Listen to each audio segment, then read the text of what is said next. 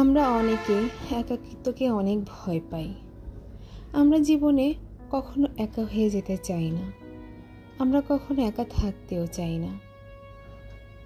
কিন্তু একটা জিনিস লক্ষ্য করে দেখুন, আপনি জীবনে যতবার নতুন একটা কিছু করেছিলেন, যতবার নতুন কিছু একটা ভেবেছিলেন, অথবা যতবার নতুন নতুন সিদ্ধান্ত গ্রহণ করেছিলেন, ততবার সে কাজগুলো আপনাকে একাই করতে হয়েছিল।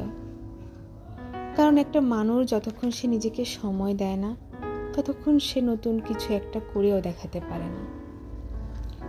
যতক্ষণ সে ভিড় থেকে বেরিয়ে আসতে পারে না, ততক্ষণ সে নিজেকে নিয়ে কিছু একটা চিন্তাও করতে পারে না।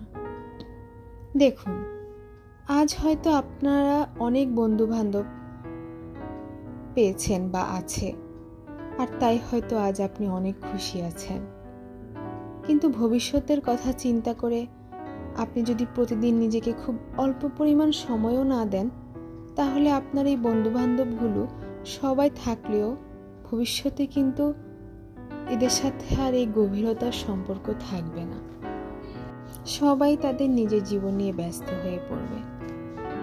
সবাই অনেক ভালোভাবে ভালো জায়গাতে পৌঁছে যাবে, কিন্তু আপনি আপনার সেই আগের জায়গাতেই থেকে যাবেন।